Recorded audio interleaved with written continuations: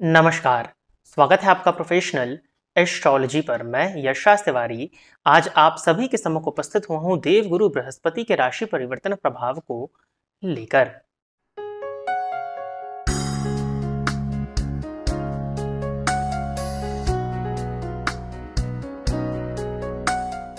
आज के इस कार्यक्रम में हम जानेंगे कि देवगुरु बृहस्पति का राशि परिवर्तन आपके लग्न एवं आपके राशि के अनुसार क्या फल को लेकर के आ रहा है।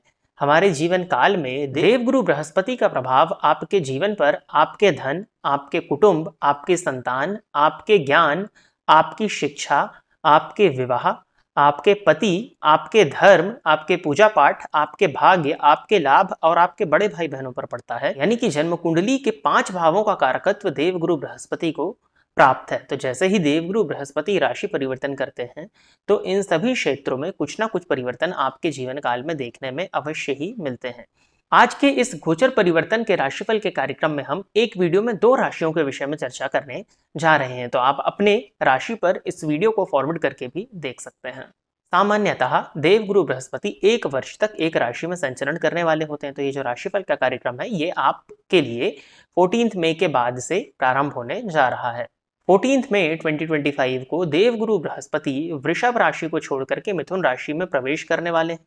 साथ ही साथ ये 18 अक्टूबर 2025 को कर्क राशि में प्रवेश कर जाएंगे। इसके बाद में 11 नवंबर 2025 को देवगुरु बृहस्पति वक्री होंगे और 5 दिसंबर 2025 को ये वक्र गति में ही मिथुन राशि में संचरण करना प्रारंभ करेंगे। इसके साथ ही साथ 11 मार्च 2026 को देवगुरु बृहस्पति मिथुन राशि में ही मार्गी होंगे और फाइनली 2 जून 2026 को ये कर्क राशि में प्रवेश करने जा रहे हैं। तो सामान्यतः आज का जो राशिफल का कार्यक्रम है ये 14 मई 2025 से लेकर के 2 जून 2026 के लिए होने जा रहा है। बीच में जो देवगुरु बृहस्पति कर्क में प्रवेश करेंगे और वक्री और जो मार्गी होंगे, इस विषय में जो जानकारी आपको चाहिए होती है वो मैं मासिक राशिफल में आप सभी के सम्मुख लेकर के उपस्थित हो जाऊंगा।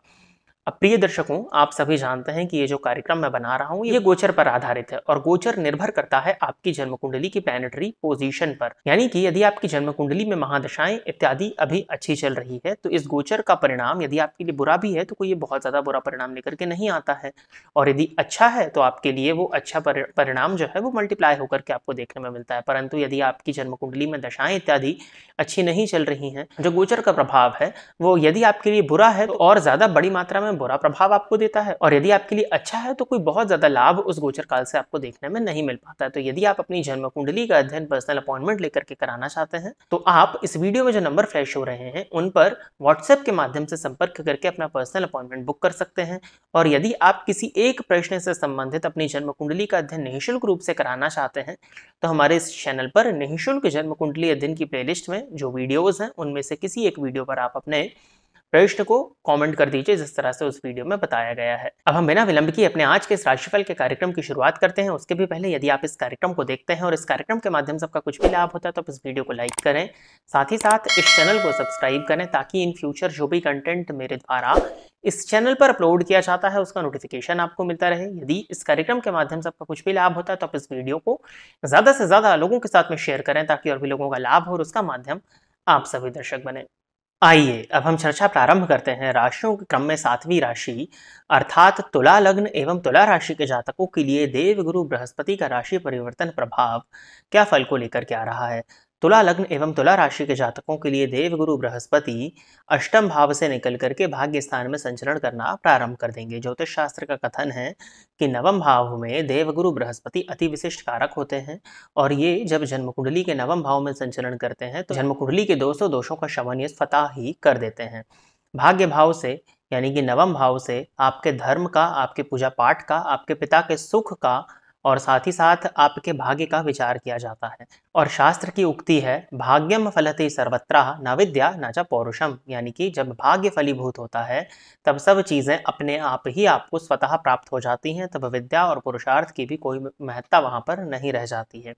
जब भाग्य स्थान में देवगुरु बृहस्पति आपके लिए संचरण करेंगे तो आप ये कह सकते हैं कि पग पग पर भाग्य आपका साथ देगा या भाग्य आपसे 2 कदम आगे ही दौड़ता हुआ आपको आने वाले पूरे 1 वर्ष में दिखाई देने वाला है।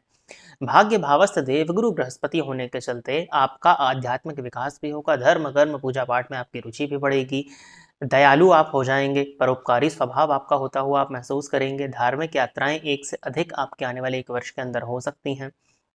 समाज में एक प्रतिष्ठित व्यक्ति के रूप में आप निखर करके आ सकते हैं। लोग आपको सम्मान देंगे, लोग आपकी इज्जत करना प्रारंभ कर देंगे। कहीं ना कहीं आप ये भी महसूस करेंगे कि जितना आप इनपुट दे रहे हैं उसके कंपैरिजन में ज़्यादा ही आउटपुट आपको देखने में मिलने वाला है। आइए हम स्क्रीन के माध्यम से देवगुरु बृहस्पति को बृहद रूप से समझने का प्रयत्न करते हैं। देवगुरु बृहस्पति के नवम स्थान में होने के चलते आपके पिता के सुख में भी वृद्धि होती हुई दिखाई दे रही है। कहीं ना कहीं पिता के पद में भी वृद्धि होती हुई दिखाई दे रही है और पिता को भी समाज में मान सम्मान मिले, इस बात की पॉसिबिलिटीज बनती हैं।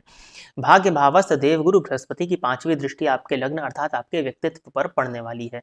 देवगुरु बृहस्पति की दृष्टि का लग्न पर पड़ने के चलते आपके अंदर एक अलग ही तरह का ज्ञान विकसित होगा। आप किसी नई चीज को सीखना यदि चाह रहे थे तो आप उस नई चीज को सीख सकते हैं। समाज में आप अपनी एक नई पहचान बनाते हुए इस आने वाले 1 वर्ष में दिख रहे हैं। समाज के लोगों के बीच में उठना बैठना आपका बढ़ सकता है। सोशल गैदरिंग में आपका जाना हो सकता है। किसी सामाजिक कार्यक्रम का यदि आप हिस्सा बनते हैं तो वहां पर आपको मान सम्मान की प्राप्ति हो, आपको फेम मिले, इस बात की पॉसिबिलिटीज आपकी गोचर कुंडली प्रदर्शित करती है। देवगुरु बृहस्पति की दृष्टि आपके लग्न पर पड़ेगी तो आपके व्यक्तित्व को भव्य बनाने वाली है और चहुओर से सफलताएं आपको मिलती हुई आने वाले समय में दिखाई देंगी। गुरु की दृष्टि लग्न पर होने के चलते किसी तरह के लंबे रोग से यदि आप ग्रसित थे तो उस रोग से भी मुक्ति मिलती हुई आपको दिखाई देगी। परंतु गुरु आपके लिए षष्ठेश होते हैं तो षष्ठेश होने के चलते ये पेट से संबंधित रोग आपको दे सकते हैं। तो अपने खान पान पर आपको नियंत्रण लगा करके रखने की आवश्यकता तो होगी ही होगी। देवगुरु बृहस्पति की दृष्टि लग्न पर होने के चलते एक परेशानी और निकल करके आती है। आपका व्यवहार कुछ लोगों को अहंकारमय प्रदर्शित हो सकता है। लोगों को ये लग सकता है कि आपको आपके ज्ञान का अहंकार है, तो आपको अपने ज्ञान का अहंकार आपके अंदर नहीं आने देना है, नहीं तो इस वजह से कहीं ना कहीं पीठ पीछे लोग आपकी बुराई करते हुए भी दिखाई दे जाएंगे। देवगुरु बृहस्पति की 7वीं दृष्टि आपकी गोचर कुंडली के 3य स्थान पर बढ़ेगी तो इसके चलते आपके पराक्रम और आपके पुरुषार्थ में वृद्धि होने वाली है। छोटी मोटी धार्मिक यात्राएं या छोटी मोटी यात्राएं कुछ इस तरह की हो सकती है जिससे आपको लाभ मिल जाए। सोशल मीडिया की फील्ड से जुड़े हुए थे तो वहां पर आपको ग्रोथ देखने में मिलेगी। कंटेंट क्रिएशन की फील्ड से जुड़े हुए थे तो वहां पर आपको ग्रोथ देखने में मिलने वाली है। आपका सामाजिक दायरा बढ़ता हुआ दिखाई दे रहा है। पड़ोसियों के साथ में यदि संबंध खराब थे तो वो संबंध में सुधार आता हुआ दिखाई दे रहा है। पर पड़ोसियों की मदद से आपको लाभ की प्राप्ति हो, इस बात की पॉसिबिलिटीज आपकी गोचर कुंडली प्रदर्शित कर रही है। साथ ही साथ देवगुरु बृहस्पति की दृष्टि 3य भाव पर होने के चलते आपकी कम्युनिकेशन स्किल्स में भी सुधार आएगा। आप अपनी बात को बहुत अच्छी तरह से लोगों के सामने पेश करेंगे। आपके छोटे भाई बहनों के लिए भी ये समय अच्छा होगा और आपको भी छोटे भाई बहनों का सहयोग और समर्थन प्राप्त होता हुआ दिखाई देगा। देवगुरु बृहस्पति की 9वीं दृष्टि अर्थात भाग्यमय दृष्टि आपके 5म भाव पर होगी। देवगुरु बृहस्पति की 5म भाव पर दृष्टि होने के चलते आपके ज्ञान का विकास होगा। किसी नई चीज को यदि आप सीखना चाह रहे थे तो आप सीख सकते हैं। आपके स्किल्स डेवलपमेंट के लिए आने वाला 1 वर्ष बहुत अच्छा होने वाला है। विद्यार्थियों के लिए ये समय काफी फेवरेबल होता हुआ दिखाई दे रहा है। किसी भी क्षेत्र के विद्यार्थियों के लिए समय काफी अच्छा होगा। आपके कंसंट्रेशन लेवल्स जो हैं वो राइज करेंगे। कहीं ना कहीं यदि आप अपनी संतान को लेकर के चिंतित थे, संतान की शिक्षा को लेकर के चिंतित थे, संतान के चाल चलन को लेकर के यदि आप चिंतित थे तो वो सभी परेशानियां अब आपकी एक एक करके दूर होते हुए दिखाई दे रही हैं। वो नवदंपति जो संतान प्राप्ति की इच्छुक रखते थे उनको प्रयासरत हो जाना चाहिए। आने वाला 1 वर्ष आपके लिए संतान प्राप्ति के मामले में गुड न्यूज को लेकर के आ रहा है। वो दंपत्ति जिनको डॉक्टर्स ने IVF इत्यादि के लिए रिकमेंड किया था वो IVF के लिए आगे बढ़ सकते हैं। गोचर कुंडली के हिसाब से आने वाला 1 वर्ष IVF के लिए आपके लिए फेवरेबल होता हुआ दिखाई दे रहा है। यदि आपके लव रिलेशनशिप में किसी तरह की परेशानियां आ रही थी तो वो परेशानी भी दूर और प्रेमी के साथ में एक अच्छा समय बीतता हुआ आपके लिए देवगुरु बृहस्पति का एक गोचर काल प्रदर्शित कर रहा है। तुला लग्न एवं तुला राशि के वो नवयुवक एवं नवयुवतियां जिनका विवाह नहीं हो पा रहा था वो अब विवाह के लिए प्रयासरत हो जाएं। आने वाला 1 वर्ष आपके लिए विवाह के लिए काफी अच्छी उपलब्धियों को लेकर के आ रहा है। साथ ही साथ जो लोग दूसरे विवाह की तरफ आगे बढ़ना चाह रहे थे उनके लिए भी ये समय अब फेवरेबल होता हुआ 14 मई के बाद में दिखाई दे रहा है। तो ओवरऑल तुला राशि के जातकों के लिए देवगुरु बृहस्पति का गोचर काल जो है ये सर्वोत्तम होने वाला है और मुझे नहीं लगता कि किसी भी तरह की स्पेसिफिक उपाय की आवश्यकता है। लेकिन फिर भी मंथ के गुरुवार आप मंदिर में चने की दाल का दान करें और विष्णु भगवान के मंदिर में, साईं बाबा के मंदिर में, भगवान कृष्ण के मंदिर में जाकर के यदि आप दर्शन करते हैं गुरुवार के दिन तो ये करना आपके लिए काफी ज्यादा फेवरेबल होगा। तो प्रिय दर्शकों, ये था तुला लग्न एवं तुला राशि के जातकों के लिए देवगुरु बृहस्पति का राशि परिवर्तन प्रभाव। आशा करता हूँ कि तुला लग्न एवं तुला राशि के जातक मेरे द्वारा बताए गए इस राशिफल के कार्यक्रम से संतुष्ट होंगे। अब हम बिना विलंब किए चर्चा प्रारंभ करते हैं। राशियों के क्रम में 8वीं राशि अर्थात वृश्चिक लग्न एवं वृश्चिक राशि के जातकों के लिए देवगुरु बृहस्पति का राशि परिवर्तन प्रभाव क्या फल को लेकर के आ रहा है। वृश्चिक लग्न एवं वृश्चिक राशि के जातकों के लिए देवगुरु बृहस्पति धन भाव और 5म भाव के स्वामी होकर के 8म भाव में संचरण करना प्रारंभ कर देंगे। वैसे तो अष्टम भाव को एक गुप्त भाव कहा गया है और देवगुरु बृहस्पति धन के कारक हैं, तो देवगुरु बृहस्पति का अष्टम भाव में जाना कहीं ना कहीं आपके लिए फेवरेबल ही माना जाएगा। उसके पीछे रीजन ये है कि धन भाव का संबंध जब गुप्त भाव से बन जाए तो ये आपके लिए आकस्मिक धन प्रदायक माना जाता है। चलिए, देवगुरु बृहस्पति के अष्टम भावस्थ होने के चलते आपको अपनी डाइट पर नियंत्रण लगाने की ज़रूरत होगी। कहीं ना कहीं आने वाले एक वर्ष में आप पेट से संबंधित परेशानी, लिवर से संबंधित परेशानी महसूस कर सकते हैं। आपके खान पान की वजह से, स्पेशली गलत खान पान की वजह से गुप्त रोग इत्यादि की स्थितियां भी आपके लिए आने वाले एक वर्ष के अंदर निर्मित हो सकती हैं, तो आपको इस बात का ध्यान देने की ज़रूरत होगी। कहीं ना कहीं गुप्त तंत्र मंत्र, पूजा पाठ, साधना, ज्योतिष, मंत्र जाप इत्यादि में आपका मन लगेगा। ऑकल्ट साइंस में आपका ध्यान काफ़ी ज़्यादा खिंचता हुआ दिखाई दे रहा है। बस आपको किसी भी तरह के अंधविश्वास में पड़ने से आने वाले एक वर्ष में बचना चाहिए। देवगुरु बृहस्पति जब धन भाव के स्वामी होकर के अष्टम भाव में संचरण करेंगे तो ये आपके लिए किसी भी तरह की पैतृक संपत्ति को लेकर के यदि विवाद चला आ रहा था तो उस विवाद को दूर करने का प्रयत्न करेंगे। आपको अकस्मात रूप से धन की प्राप्ति हो सकती है, जहां से आपने ना सोचा हो वहां से भी सडन आपके साथ में गेन्स की स्थिति बनेगी। सडन गेन, सडन प्रॉफिट आने वाले एक वर्ष में एक्सपेक्ट कर सकते हैं। यदि आप शेयर मार्केट इत्यादि की फील्ड से जुड़े हुए थे, लॉटरी सट्टा में आप अपना धन इत्यादि यदि लगाते हैं तो वहां से भी धन लाभ के योग आपके लिए बनते हुए दिखाई दे रहे हैं। ओवरऑल अकस्मात रूप से धन प्रदायक एक देवगुरु बृहस्पति का गोचर काल अष्टम भाव में होने के चलते होने वाला है आपके लिए। देवगुरु बृहस्पति की 5वीं दृष्टि जन्म कुंडली के 12वें भाव पर पड़ेगी, तो यदि आप विदेश यात्रा करना चाह रहे थे, लंबे समय से आपकी विदेश यात्रा इत्यादि रुकी हुई थी, तो वो विदेश यात्रा होती हुई दिखाई दे रही है। सदा के लिए इस देश को छोड़कर के विदेश में बसना चाह रहे थे, तो आने वाला वर्ष इस चीज के लिए आपके लिए फेवरेबल होने वाला है। प्यार आपको मिलता हुआ दिखाई दे रहा है। अनियंत्रित व्यय यदि आपके थे, गलत चीज़ों में यदि आपके व्यय हो रहे थे, तो अब उन व्ययों पर नियंत्रण लगाने के लिए देवगुरु बृहस्पति आ गए हैं और अब जो भी आपके व्यय होंगे वो नियंत्रित ही होते हुए दिखाई दे रहे हैं। साथ ही साथ देवगुरु बृहस्पति की 5वीं दृष्टि 12वें भाव पर होने के चलते ये आपको परोपकारी बनाएगी और दयालु बनाएगी। आपकी रुचि दान पुण्य इत्यादि में बढ़ने वाली है और दान पुण्य की गतिविधियों में आप बढ़ चढ़ करके हिस्सा लेने वाले हैं। धार्मिक यात्रा पर आपका खर्च होता हुआ, धार्मिक कार्यों में आपका खर्च होता हुआ दिखाई दे रहा है। देवगुरु बृहस्पति की 7वीं दृष्टि द्वितीय भाव पर होने के चलते कुटुंबीजनों का आपको सहयोग प्राप्त होगा। आपकी वाणी में भी देवगुरु बृहस्पति मधुरता लाएंगे, परंतु कहीं ना कहीं आपको सत्यवक्ता बनाएंगे और सत्यवक्ता होने के चलते कुछ लोगों को आपकी वाणी कड़वी लग सकती है। तो आपको सत्य तो बोलना है, परंतु अप्रिय सत्य बोलने से बचना चाहिए। देवगुरु बृहस्पति की दृष्टि द्वितीय भाव पर होने के चलते आपको अपने आहार और व्यवहार को सात्विक बना करके रखना चाहिए। अभक्ष का भक्षण करने से, मदिरापान इत्यादि करने से बचना चाहिए, नहीं तो पेट से संबंधित परेशानी, अपच इत्यादि की शिकायत, लिवर और गुप्त रोग से संबंधित परेशानियां आपको देखने में मिल सकती हैं। इसके साथ ही साथ देवगुरु बृहस्पति की 9वीं दृष्टि आपके लिए चतुर्थ स्थान पर पड़ेगी। चतुर्थ स्थान पर देवगुरु बृहस्पति की दृष्टि पड़ने के चलते ये समय आपके लिए कहीं ज़्यादा फेवरेबल होता हुआ दिखाई दे रहा है। यदि आपके मदर की हेल्थ में किसी तरह की परेशानी थी तो माता के स्वास्थ्य में सुधार आता हुआ दिखाई दे रहा है। आपकी माता के साथ में यदि आपके संबंध किसी भी तरह से खराब हो गए थे तो उन संबंधों में सुधार आता हुआ दिखाई दे रहा है और आपकी मदर के साथ में आपका अच्छा समय बीते, ये गोचरकाल इस बात को प्रदर्शित करता है। शनि की पनौती होने के बावजूद गुरु की दृष्टि चतुर्थ स्थान पर पड़ने के चलते आपको मानसिक सुख, एक मानसिक शांति महसूस होगी, तो ये आपके लिए अच्छा है। भूमि, भवन या वाहन से संबंधित किसी भी तरह का कार्य यदि आपका रुका हुआ था तो वो कार्य बनता हुआ दिखाई दे रहा है।